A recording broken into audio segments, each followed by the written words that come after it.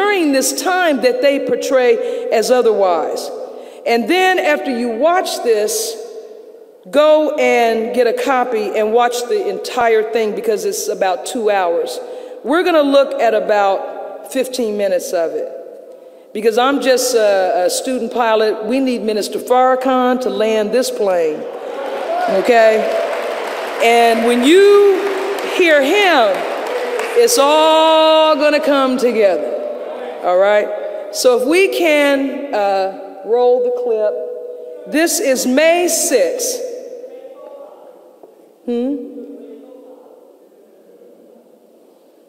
I couldn't hear it. Oh, thank you. Student in training. But here's the chief pilot, the senior pilot. And this is May 6, 1995 at the Apollo Theater, a benefit on behalf of the Shabazz family. All right, we can go. The probability of our being here today was unseen by any of us. The probability of a headline on the front page of the Final Call saying "Free Kubila" with a picture of Dr. Betty Shabazz and myself was unthinkable just a few short months ago. The fact that we are here today under these circumstances says that no ordinary architect was involved in building this bridge.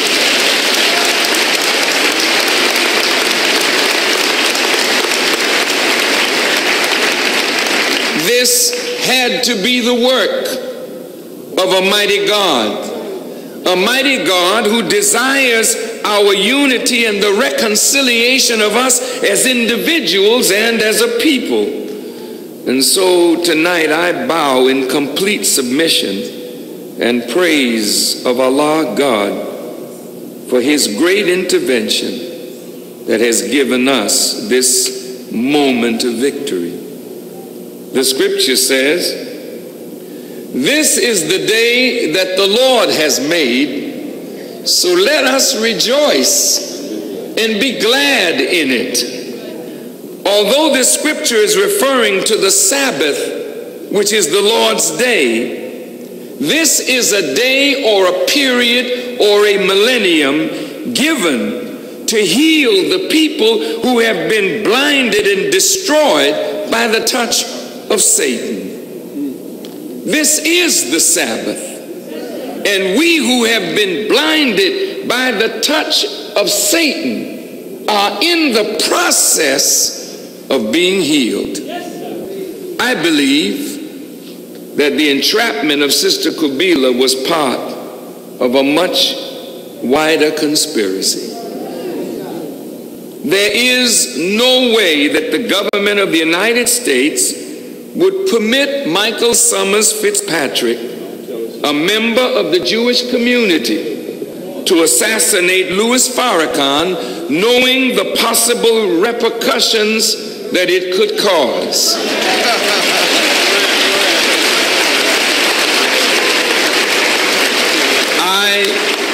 I do not believe that the government wanted or wants a Caucasian person to be openly involved in an attempt at my assassination.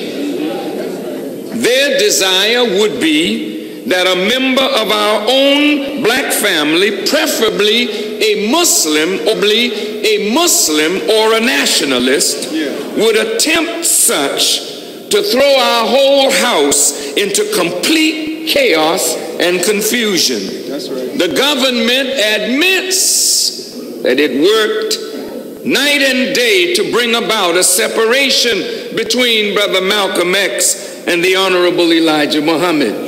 Once this division was accomplished, the government, by its own admission, had agents on both sides to manipulate the zeal and the ignorance inside the ranks of the Nation of Islam and among the followers of Brother Malcolm X to create the atmosphere that allowed him to be assassinated and the Nation of Islam to sustain wounds from which it has never recovered.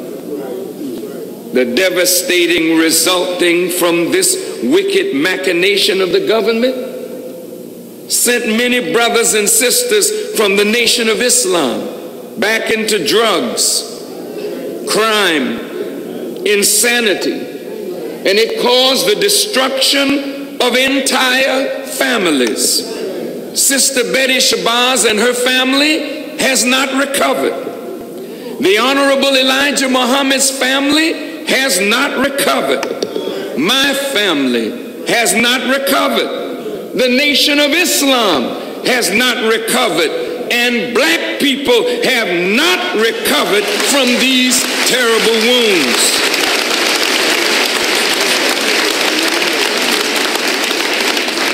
It is sad that there are those who do not want to see Sister Shabazz and I sit down to make an honest attempt at reconciliation when we are both victims of a wider conspiracy, a conspiracy that did not start with Malcolm X or the Honorable Elijah Muhammad, a conspiracy that certainly did not start with Sister Betty or myself.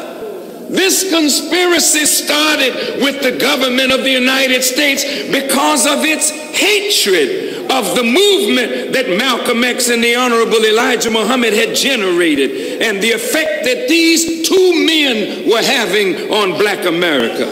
J. Edgar Hoover was determined that no black Messiah would rise to unite our people in their quest of justice and true liberation.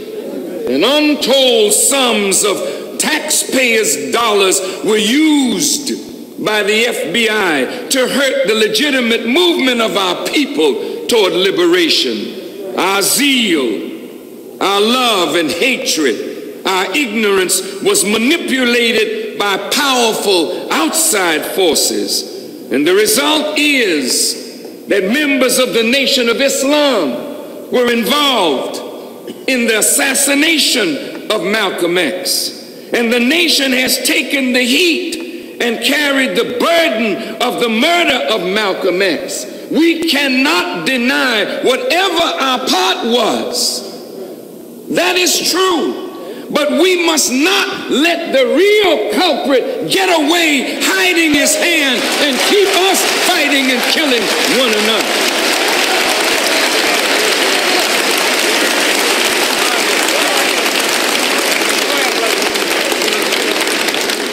Voluntarily split from each other.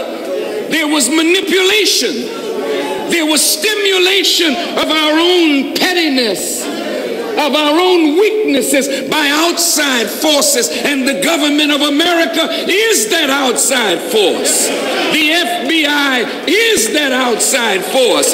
So Betty and I shouldn't be here alone. The government has to answer for what has happened here.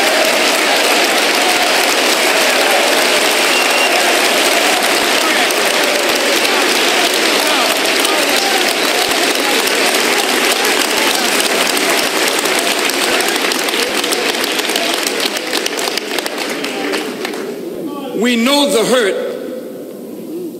of the prominent ones among us.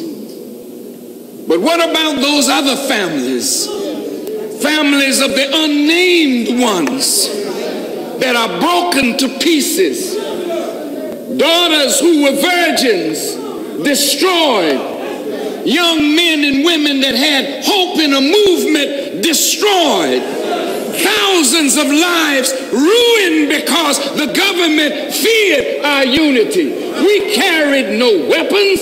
We threatened no laws. We broke no laws. But because we had an ideology and a philosophy that the government did not like, they didn't need laws passed by Congress to tap our phones, to follow us around, to harass us day and night.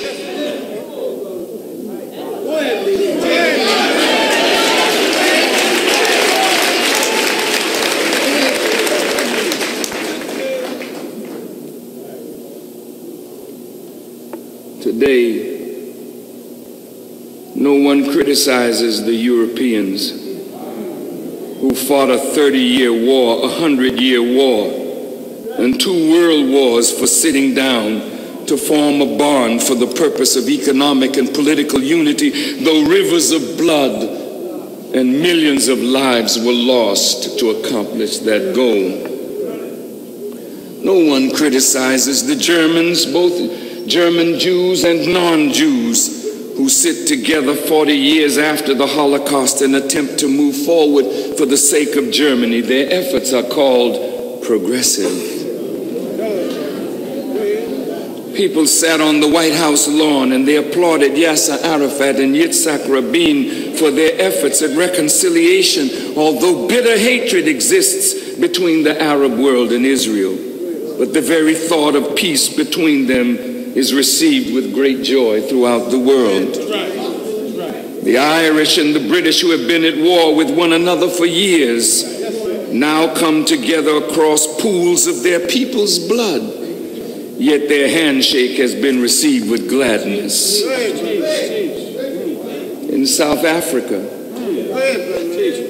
Nelson Mandela sat down with his persecutors, and the world saw by satellite a black man become president of a country that we never believed we would live to see such happen. And applause was made at an attempt to reconcile differences, even though years and years of devastation had gone on in that country. Yet when the Crips and the Bloods sit down in a sincere attempt to reconcile and make peace, they are the object of scorn and mockery. And when it was learned that Sister Betty and I would meet and speak this evening, it became world news. But how will you treat our simple and meager steps? Some of our own people are guilty of scorn and mockery. I wouldn't sit down with him, Sister Betty, they said. Mr. Sutton, why are you defending Kubila, they said. How could you do this, Farrakhan, they said. But you, who scorn our efforts, you can excuse America for 400 years of the worst enslavement in the annals of history.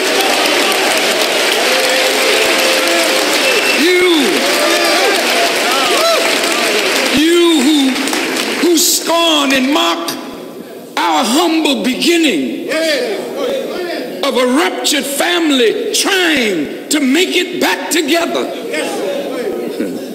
But you are willing to fight and die just to sit with your oppressor.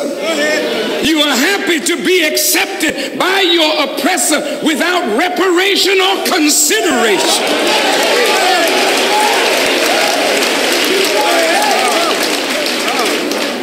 Yet you would mock us for sitting down to try and carve out a future for our people.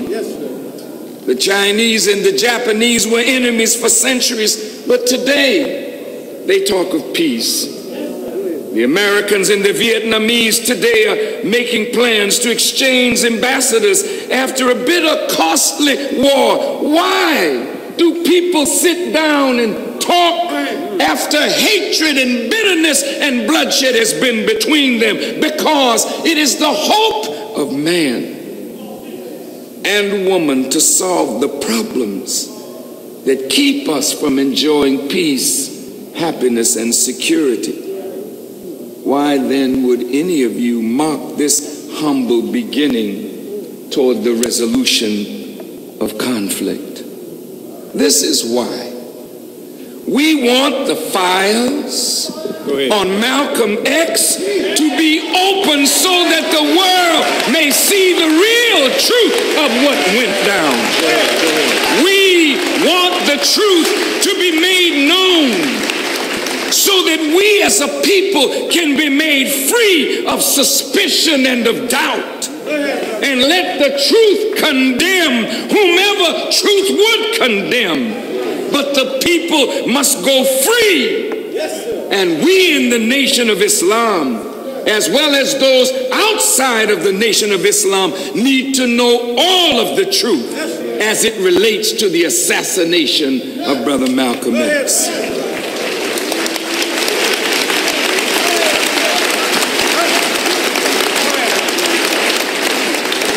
In my short meeting with Sister Betty Shabazz, she spoke for a few minutes, and in that few minutes that she spoke, I understood that there's something about this whole drama that I don't know, because I don't know her side. And if you don't know her side, and if you don't know what she went through, and if you don't know why she made the decisions that she made, how can we say we know the truth?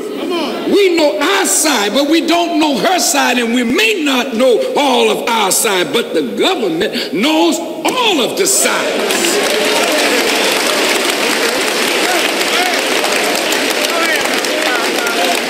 So let's open the files up. Let us all see. Lying demons. They know that Farrakhan had nothing to do with the murder of Brother Malcolm X.